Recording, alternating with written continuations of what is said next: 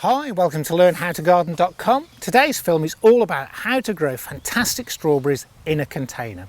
If you're not subscribed to us at Learn How to Garden, there's a link above me right now. Click on the link and input an email address. Every single time we put up a new film, we can let you know. You get to read much more detailed explanations of exactly what's going on in the films that give you more detail so you can grow even better.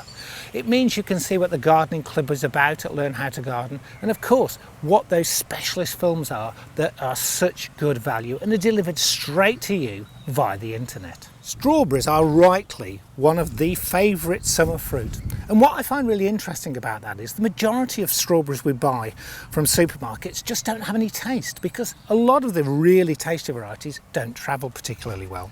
But you can buy well-grown little plants like this right now from a lot of nurseries or even online. And the fantastic thing is that they will fruit this summer, and if you actually plant them properly, not only can we get them to fruit for 2, 3, 4 years, but we can actually produce more and more plants off those, so we could end up with a strawberry bed or more containers.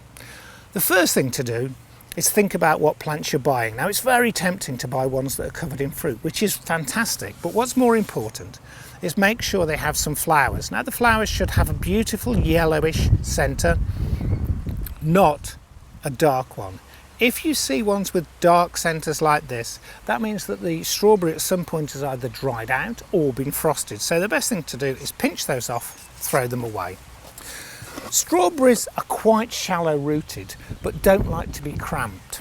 So this pot is a 50-litre pot, but it's wider than it's deep. And that's important because the depth doesn't really need to be much more than this, which is about 1 foot to 18 inches. But the area means we can plant 3 strawberries, although they're closer together than they would be in the ground. The next important thing is what you're going to plant them into.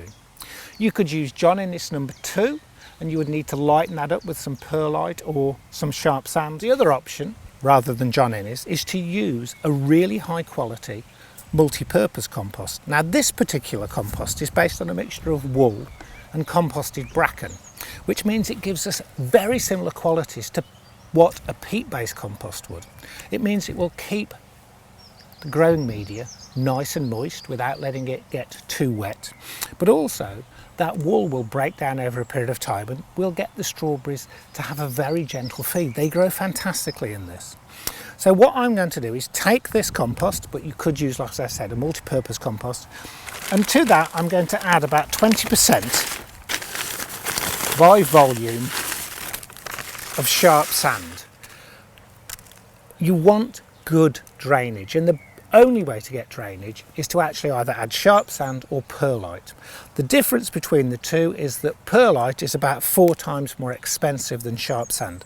So I'm going to add between 20 to 25% of sharp sand to the compost, and we're just going to mix that together really well. Top tip, if you're using a bucket, is that if you roll the bucket from side to side, what it does is bring the compost from the bottom to the top, and then you can just use your hand to mix it really well together. And it's worth taking time to mix this well together because, as I said, the strawberries are going to be in this container for up to 5 years. Once it's all mixed, you need to fill the container to within about 2 to 3 centimetres of the top. When you've filled it within 2 to 3 centimetres of the top, stand up and then just pick it up and drop it 2 or 3 times. Strawberries like quite a firm soil to grow in, and just by dropping it, that'll firm it enough. Now, before we plant the strawberries, the next thing I'd really recommend is a mycorrhiza fungi.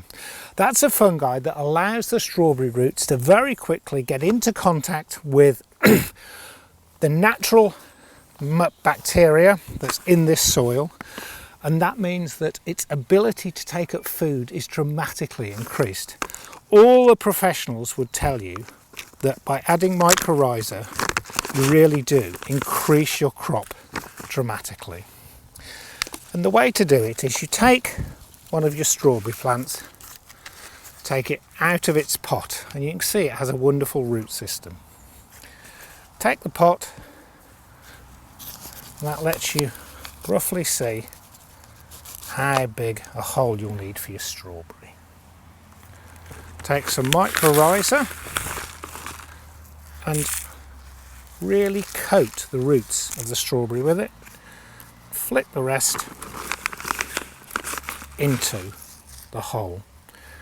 Now with strawberries, it's really important where you plant them. The strawberry needs to be at exactly the same depth in the pot or in the ground as it is now. If it's too deep, the crown will rot off. If it's too shallow, the roots will dry out. So we put our strawberry in. We make sure that the compost is in contact. And then we do what the professionals call the leaf test.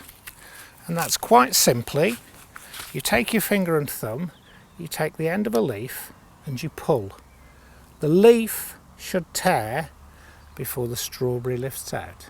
If the strawberry lifts out, it's not firm enough.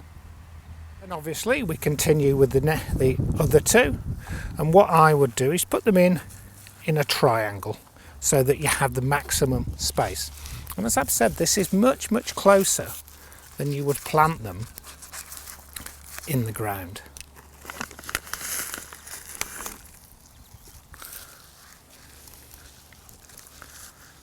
But the reason we can do that is we can feed this container much easier. Now, strawberries, like all fruit, benefit from a high potash feed.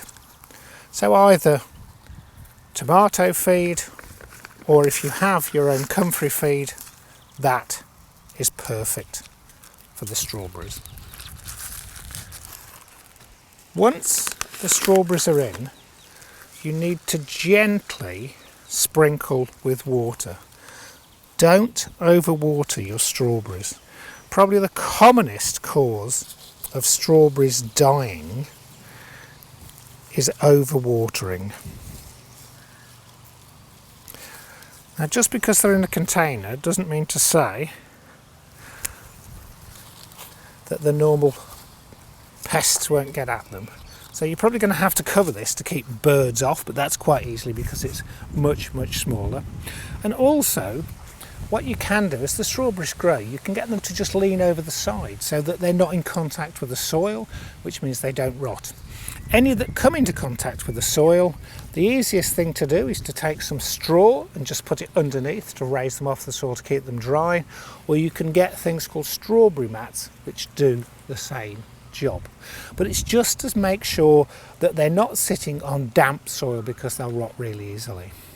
So that's all you need to do.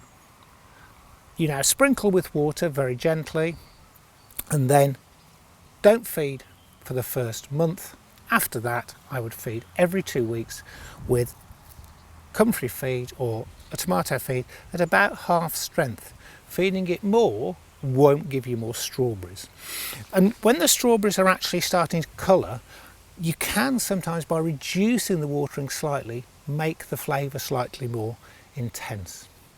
So go out there, don't buy the sort of classic ones that you see for sale in supermarkets. Look for ones that have got more taste. Gourgette is a fantastic French variety that I would highly recommend. Calypso is quite nice. So those are the two that I tend to grow. You can actually do this as well with alpine strawberries. If you want to know what they are, go to the website, type in alpine strawberries, a whole different type of strawberry that will crop for a lot longer than these. And what's interesting with those is they'll grow in the shade.